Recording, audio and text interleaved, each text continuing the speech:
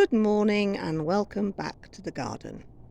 I've managed to get out in between the rain showers in order to set these beds fair using the no-dig system in ready for winter. I've done these two, as you can see. I've finished off those. I've sorted out that one and I've managed to sort out all these.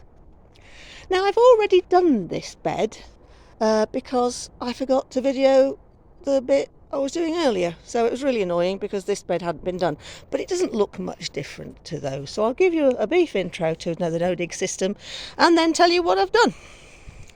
So the no-dig system is a system where you literally leave the deep parts of the bed alone. You don't dig. You can hoe and rake and weed and disturb the top part, but you leave the microcosm of worms and fungus and beneficial bugs deep in there. Now I had 2 bags of my own compost, which was quite rough because all my animals are bedded on shavings, and shaving takes a little bit of time to break down. And then I've used 2 bags of this multi-purpose compost that I got from the local supermarket. We tend to stock up on this to finish it off, and I've put 2 inches of compost on top of this soil. Now you can use anything, well rotted horse manure, mushroom compost, anything. I mean, I buy some of the cheaper stuff because I buy a lot of it with the allotment and everything, and I keep all the bags and I reuse all the bags. I never throw them away.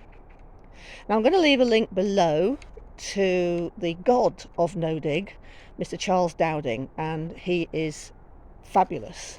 He has 1/4 of an acre of market garden, but he also has a small area that he calls the small garden, which is set up like an everyday garden veg plot, and he goes through that, and he is fabulous and very useful. Now you can literally just put it around the cabbages, but I'm going to wait until I've taken these down to do that. And we have some Brussels sprouts that need picking, and then there's these that also need sorting out. But I thought I'd come out and tell you what I did, and that's as simple as that. Put down 2 inches of compost and rake it level. Right, that's these 2 done. Now I thought all my bags were 40 litres, but apparently they don't seem to be. I had some 20-litre ones in there as well. So this bed took 100 litres. So 2 of the 40 litres and a 20-litre bag, and that is filled it up quite nicely. This one just took a 40-litre bag, and I moved that around by hand. And then this one that had my own compost as well only took 60 litres. This is a much bigger bed.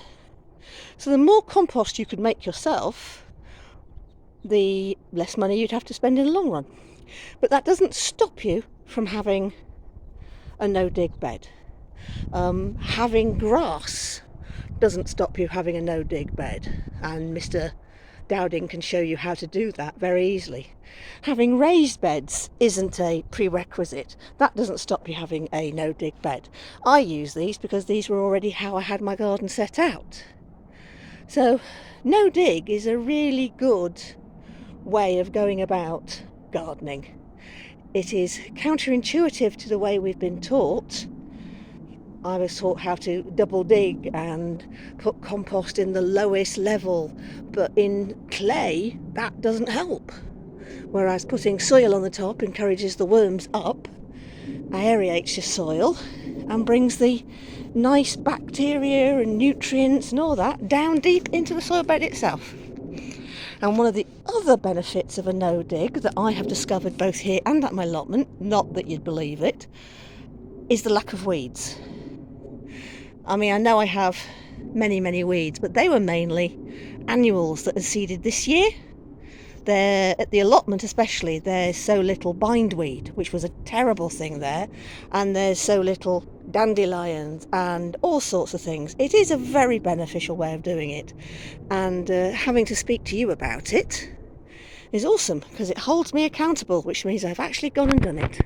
I've also taken the berries off this red currant so they won't fall down on there. But yes, that's it. I mean, I've done these two. I will do the veg. That's not veg, that's herbs. I'll do the herb bed sooner. I mean, they're just, yeah. And we'll get the carrots out of here. The sweet corn I have let grow so I can dry it. And then once everything is done and sorted, I'll finish the rest of the beds off. Brilliant. See you soon.